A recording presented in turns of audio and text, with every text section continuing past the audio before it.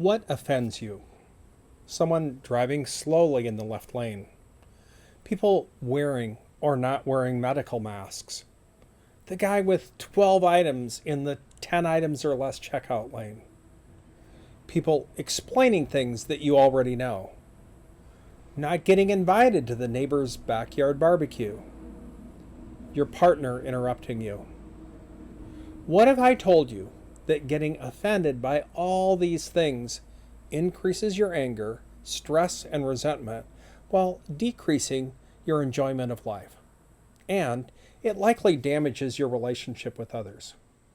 Hi, I'm Michael Clark with the Ananias Foundation, and in this video, we're going to talk about what it means to be unoffendable, how that shift in thinking changes how we experience life, and how we can become unoffendable. If you want to stop causing harm in your relationships, you're on the right path. This is Journey of Change, a video series to help you become the safe, loving partner you were meant to be. What does it mean to be unoffendable? Well, being offended means that we feel hurt, indignant, or wronged by something we perceive to be disrespectful, insulting, or inconsiderate. Note, however, that what offends one person might not offend another. We all interpret what is or is not offensive differently. Being unoffendable, then, means we don't feel a strong emotional reaction when facing those situations. Now, I confess the idea of being unoffendable is pretty radical and countercultural. In our society, people get easily offended even by really ridiculous things. It's my sense, too, that we're becoming more sensitive and offended every year. Why, then, should we want to become unoffendable? It's because when we do, we'll feel less anger, stress, and resentment. Quite simply, we'll enjoy life more, and will be more pleasant to be around, improving our relationships with lovers, family, friends, acquaintances, and even strangers. I want to acknowledge that when I talk about becoming unoffendable, someone often interrupts me. Isn't it normal, maybe even healthy, they say, to get angry at being mistreated or subject to injustice? After all, if we don't protect ourselves, who will? Now, it's a great question because it gets to the heart of why we get offended to begin with. When we feel offended, our mind is attempting to protect us from some perceived threat. The key word here is perceived. Our thinking goes along the lines of, I can't let them say that about me, or I won't allow them to disrespect me like that. We believe we need to defend our character, or change another person's perception of us, or stop them from doing what they are doing. But do we really? Now, there are two questions to ask when answering this need to defend question. The first is our well-being really damaged by what the offender said or did? We may be delayed ever so slightly by the pokey driver on the highway, or the slow customer in our checkout lane, or the person over-explaining things to us. At the end of our lives, however, I guarantee those delays are meaningless. Similarly, the party invitation slight or the interruption from our partner will go down in our life's history as non-events. In other words, we're fine, and those incidents are no big deal. Let's take some more extreme examples. If someone calls you a piece of crap, does that make you one? Of course not. It just makes them disrespectful, but it says nothing about you. If they act rudely toward you, is your value somehow diminished? Not at all. They're being rude, yes, but your status really is unchanged. These words and actions are no threat at all. Therefore, why get upset about something that doesn't affect you?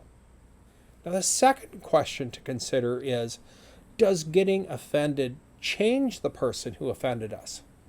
By voicing our indignation, do we convince them that they're wrong, or that they're out of line, or need to redirect their actions? Almost never. In fact, we're more likely to reinforce their negative beliefs or cause them to feel offended themselves, and we create conflict. Why would we want to give them the power to make us feel bad? Now, if you're convinced that becoming more unoffendable is a good idea, and I hope you are, how do we do that? Deciding to become unoffendable is a simple, but it's a good start. There's a psychological theory called cognitive behavioral therapy, or CBT, that supports this strategy. CBT tells us that how we think about events determines how we feel about them. So if we choose to think about slow drivers or over-explainers as quirky people instead of somebody who's out to ruin our day, we'll feel less upset. When we see, more accurately, I'll add, that not getting invited to a party or being interrupted are not threatening our value, our security, or welfare, we're less likely to feel wounded. While the logic of this new and improved thinking is easy, changing our thought patterns is not. If certain words or actions have offended us in the past, we're likely to think about them similarly in the future. Our brains are highly efficient, energy-conserving organs. It's our natural tendency to follow well-worn thought patterns, even wrong ones. So, what do? We'll need to fight against habitual thinking. When we feel offended, we have to challenge our old offended conclusion and replace it with a new unoffended one.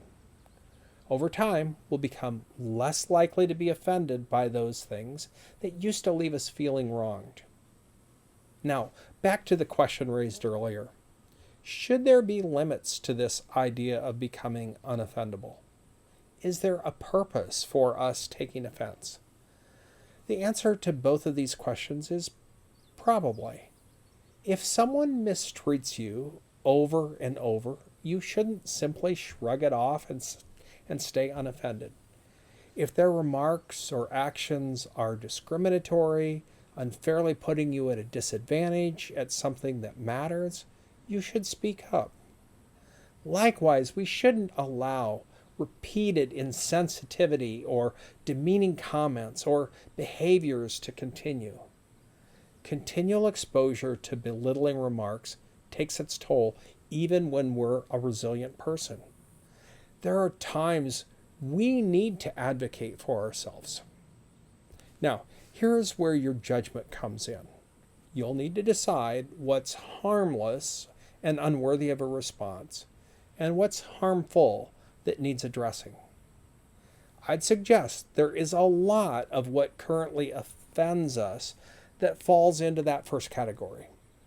Our peace, happiness, and relationships would all be well served by becoming more unoffendable in many of those situations.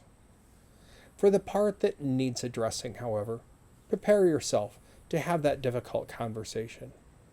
Remind yourself beforehand of your identity, how lovable, worthy, and valuable you are. That will put you in the right mental framework for the discussion. Then, plan to set and enforce reasonable boundaries with the other person.